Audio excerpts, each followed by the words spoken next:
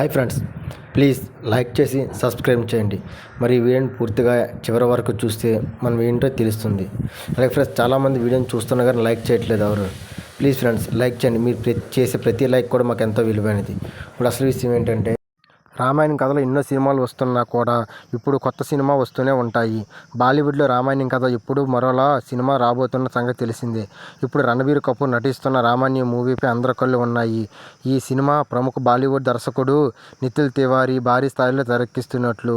ఇందులో రాముడు పాత్రలో రణబీర్ కపూర్ నటిస్తుండగా, సీతాదేవి పాత్రలో హైబ్రిడ్ పిల్ల సాయి పల్లవి నటిస్తుంది. అలాగే రావణాసురుడి పాత్రలో కేజీఎఫ్ నటుడు హీరో నటుడు కె రావణాసురుడిగా నటిస్తున్న విషయం మనకు తెలిసిందే.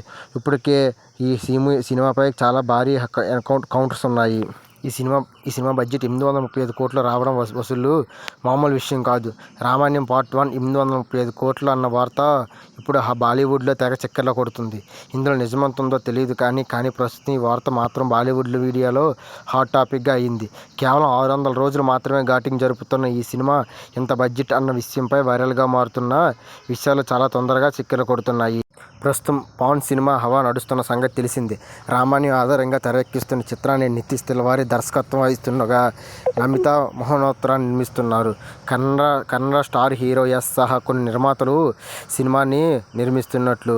ఈ బడ్జెట్ దాదాపుగా 835 కోట్లని తెలుస్తుంది. ఈ షూటింగ్లో ఇప్పుడే ప్రారంభమైన ఈ సినిమా చాలా మంది స్టార్ నటులు నటిస్తున్న విషయం తెలిసిందే. ఈ సినిమాల బడ్జెట్ ఇప్పుడు హాట్ టాపిక్గా మారిందని మనకు తెలుసు.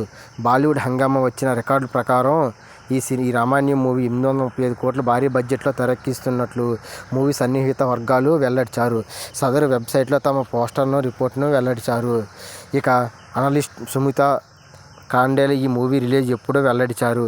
రామాయణం తొలి భాగాన్ని అక్టోబర్ 2027 రిలీజ్ చేయడానికి చిత్ర యూనిట్ ప్లాన్ చేస్తున్నట్టు ఇప్పటికే మనకి చాలా చక్కర్లు కొడుతుంది. ఈ మూవీ గత కొన్ని రోజులుగా సర్వేగంగా షూటింగ్ జరుగుతుంది. ఈ మూవీ వచ్చే నెల 2027లో రిలీజ్ అవుతుందని మనం చెప్తున్నారు.